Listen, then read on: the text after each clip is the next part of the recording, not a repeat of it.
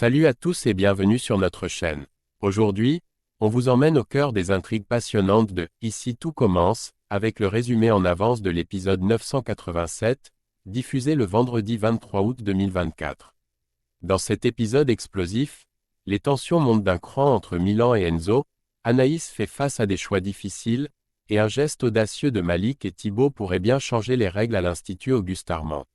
Restez avec nous pour découvrir tous les détails croustillants de cet épisode riche en émotions et en rebondissements. N'oubliez pas de liker, de commenter, et de vous abonner pour ne rien manquer de vos séries préférées. C'est parti, Milan devient de plus en plus agressif. Anaïs rencontre Milan à l'extérieur de la colocation pour lui faire part de sa décision de ne plus vouloir le voir après la crise qu'il a faite la veille. Milan essaie de se défendre en rejetant la faute sur Enzo, affirmant que ce dernier l'a poussé à bout et l'a humilié. Malgré ses tentatives de justification, Anaïs refuse de l'écouter et lui répond fermement.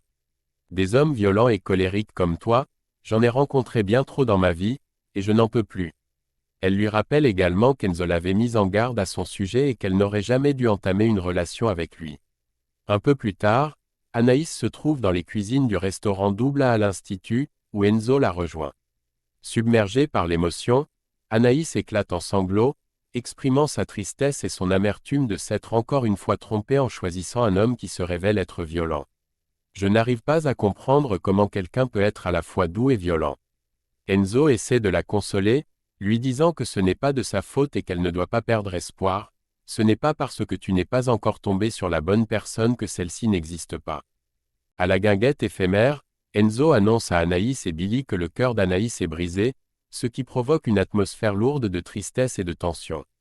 Alors que la situation semble déjà difficile, Vic, en fouillant dans la cuisine, tombe sur un tiroir rempli de couteaux tachés de sang, ce qui ne fait qu'aggraver l'angoisse ambiante.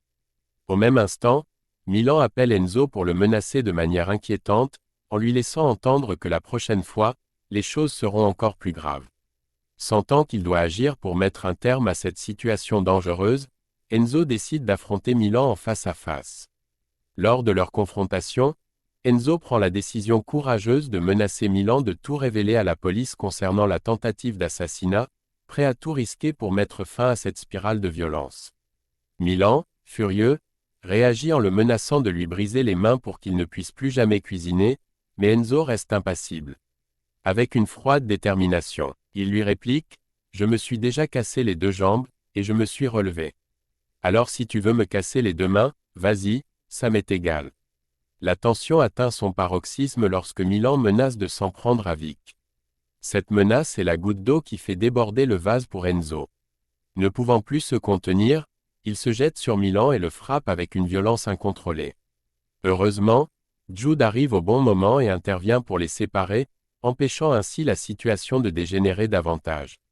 Au restaurant éphémère, après l'altercation violente entre Milan et Enzo, Jude décide de confronter les deux hommes pour obtenir des explications.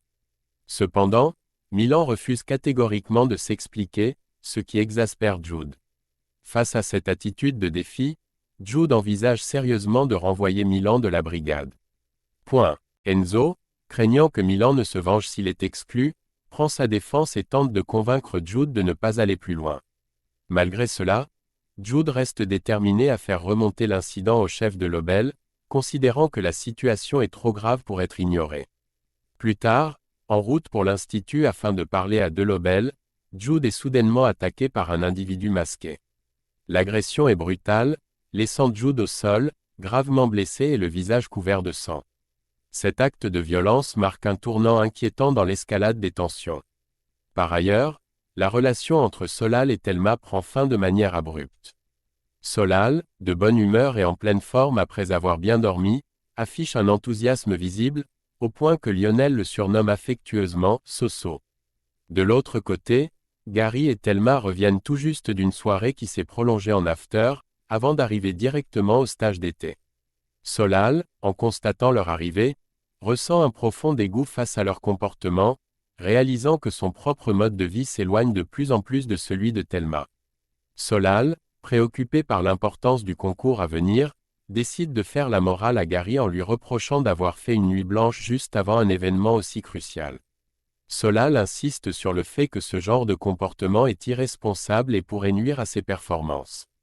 Gary, un peu sur la défensive, lui assure qu'il ne s'est rien passé avec Thelma lors de leur sortie et qu'il n'y a pas lieu de s'inquiéter.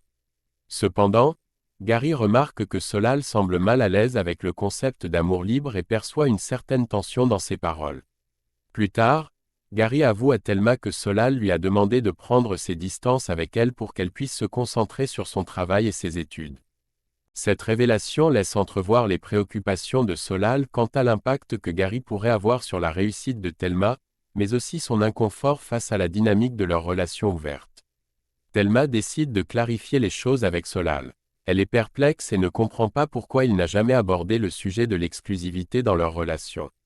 Pour elle, cette omission est importante, car elle révèle un décalage dans leurs attentes respectives. Au cours de cette discussion, ils réalisent tous les deux qu'ils ne sont pas sur la même longueur d'onde. Solal et Thelma décident alors de mettre un terme à leur relation, reconnaissant qu'ils veulent des choses différentes dans leur vie amoureuse. Pendant ce temps, Malik et Thibaut se retrouvent involontairement à endosser un rôle inattendu en devenant les nouveaux porte-parole des femmes. Maya, fatiguée de leur manque de considération pour les douleurs menstruelles, décide de leur donner une leçon. Elle leur fait porter des électrodes sur le ventre pour qu'ils puissent expérimenter eux-mêmes les sensations de ces douleurs, et ce, pendant le service du déjeuner. Au début, Malik et Thibaut prennent cette expérience à la légère, pensant qu'ils pourront la supporter facilement. Cependant, ils déchantent rapidement lorsqu'ils commencent à ressentir des douleurs intenses qui les plient en deux. Ils réalisent alors la réalité des douleurs menstruelles, mais, malgré la souffrance, ils s'efforcent de rester discrets pour éviter d'être remplacés pendant le service. En fin de journée, après avoir passé du temps à récupérer dans le parc de l'Institut, Malik et Thibaut réalisent l'ampleur des douleurs menstruelles qu'ils ont sous-estimées jusqu'à ce jour. Ils admettent enfin à Carla que les règles sont bien plus handicapantes qu'ils ne l'avaient imaginé. Reconnaissant leur nouvelle perspective, Carla les encourage à aller plus loin en proposant à Myriel d'instaurer un congé menstruel pour les femmes à l'Institut. Prenant son conseil à cœur, Malik et Thibaut décident de rencontrer Myriel pour discuter de cette idée. Lorsque Myriel les reçoit, il leur explique qu'il accorde déjà des dispenses en cas de douleurs menstruelles sévères, mais qu'instaurer un congé menstruel officiel pourrait poser des défis administratifs et logistiques. Malgré cela, Malik et Thibaut insistent, expliquant qu'ils ont eux-mêmes expérimenté un simulateur de règles grâce à Maya, ce qui a changé leur perception. Cette confession amuse Myriel, mais il prend la demande au sérieux. Sensible à leur argumentation et désireux de soutenir ses élèves, Myriel accepte de tester la mise en place d'un congé menstruel à l'Institut Auguste Armand. Cette décision marque un pas important vers une meilleure reconnaissance des difficultés que peuvent rencontrer certaines femmes pendant leur cycle menstruel. Et voilà, c'est tout pour le résumé en avance de l'épisode 987 d'Ici tout commence. On espère que vous avez apprécié cette plongée dans les intrigues de l'Institut Auguste Armand. Les tensions sont à leur comble, et on a hâte de voir comme tout ça va se dénouer dans les prochains épisodes. Si cette vidéo vous a plu, n'oubliez pas de laisser un pouce bleu, de vous abonner à la chaîne pour ne rien rater des prochaines analyses, et de partager vos théories dans les commentaires.